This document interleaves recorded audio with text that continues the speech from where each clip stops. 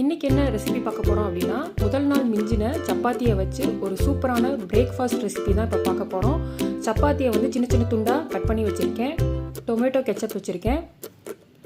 வெங்காயம், தக்காளி, கொத்தமல்லி, கருவேப்பிலை, இஞ்சி பூண்டு விழுது வச்சுருக்கேன். 2 முட்டை. அவ்வளோதான் இதோட இன்க்ரீடியன்ட்ஸ். வந்து சப்பாத்தி பிடிக்காதவங்க கூட இந்த ரெசிபியை பண்ணி நீங்கள் கொடுத்தீங்கன்னா விரும்பி சாப்பிடுவாங்க. குழந்தைங்களும் விரும்பி சாப்பிடுவாங்க. கண்டிப்பாக மறக்காமல் ட்ரை பண்ணி பாருங்கள். இதுக்கு பதிலாக நீங்கள் வந்து முட்டைக்கோசு, கேரட் கூட நீங்கள் யூஸ் பண்ணிக்கலாம். நான் வந்து கடாயில் வந்து எண்ணெய் சேர்த்துக்கிறேன்.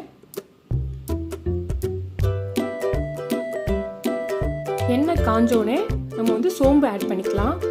நீங்கள் இன்னும் குடமிளகா, கேபேஜு அதெல்லாம் நீங்கள் ஆட் பண்ணும்போது உங்களுக்கு டேஸ்ட் இன்னும் நல்லாயிருக்கும். மார்னிங் வந்து ஈஸியான, அதுவும் டேஸ்டான ஒரு ஹெல்த்தியான பிரேக்ஃபாஸ்ட் தான்.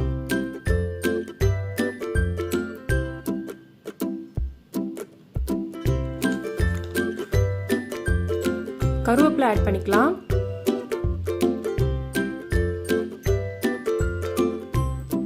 நான்வெஜ் ஸ்டைலில் இருக்கும். கொத்து பரோட்டா ஸ்டைல் தான் இதுவும். வெங்காயம், தக்காளியை நம்ம ஆட் பண்ணிக்கலாம். வெங்காயம் வந்து நல்லா வதங்குறதுக்காக நான் உப்பு ஆட் பண்ணிக்கிறேன். நல்லா வதங்கினதுக்கப்புறம் நம்ம தக்காளி ஆட் பண்ணிக்கலாம்.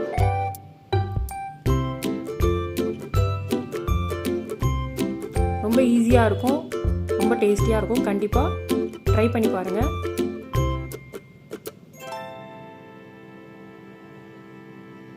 இஞ்சி பூண்டு விழுது ஆட் பண்ணிக்கிறேன்.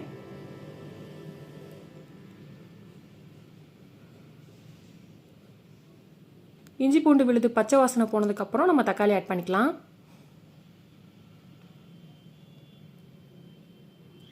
நல்லா வதங்கணும். வெங்காயம் வதங்குறதுக்கு தான் நம்ம உப்பு ஆட் பண்ணியிருக்கோம். ஆயில் வந்து ரொம்ப லெஸ்ஸாக இருந்துச்சு. வேணும்னா நம்ம ஆயில் ஆட் பண்ணிக்கலாம்.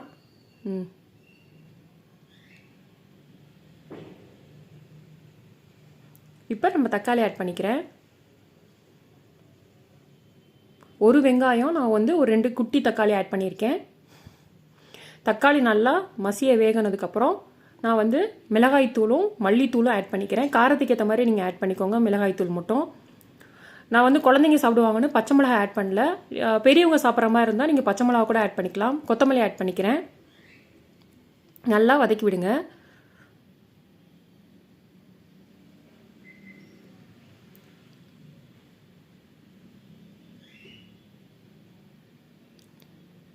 இப்போ நான் 2 முட்டையை ஆட் பண்ணிக்கிறேன்.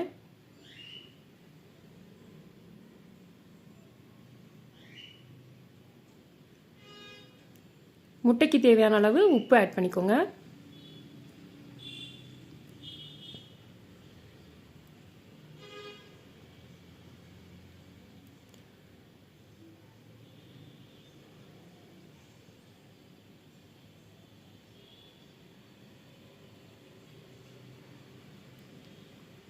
இனிமேல் சப்பாத்தி மீதி ஆயிடுச்சுன்னு சொல்லி கவலைப்பட தேவையில்லை. ஸோ ஈஸியான, சிம்பிளான, டேஸ்டியான ரெசிபி வந்து ரெடி ஆகிடும்.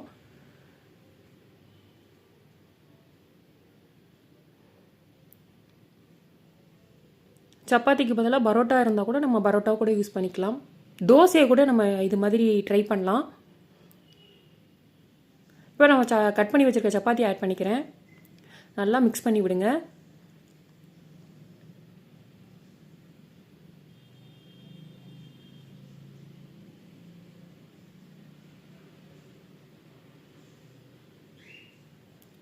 கெச்சப் ஆட் பண்ணிக்கிறேன். வேணான்னா இதை ஸ்கிப் பண்ணிக்கலாம். நல்லா மிக்ஸ் பண்ணி விடுங்க.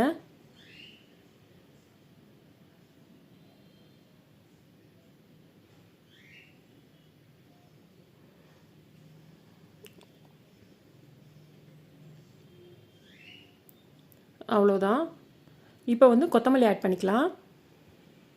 அவ்வளோதான். மிக்ஸ் பண்ணி நம்ம பிரேக்ஃபாஸ்ட் சர்வ் பண்ணிடலாம்.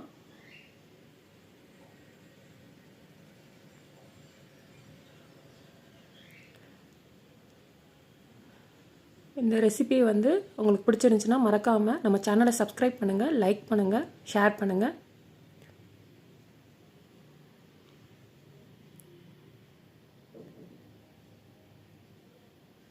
இந்த மாதிரி பிரேக்ஃபாஸ்ட் செஞ்சு கொடுத்தா யாருக்கு தான் பிடிக்காது.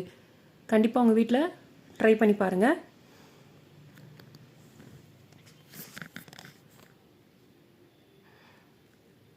இந்த மாதிரி டிஃப்ரெண்ட்டாக செஞ்சு கொடுக்கும்போது குழந்தைங்க வந்து விரும்பி சாப்பிடுவாங்க. தேங்க்யூ.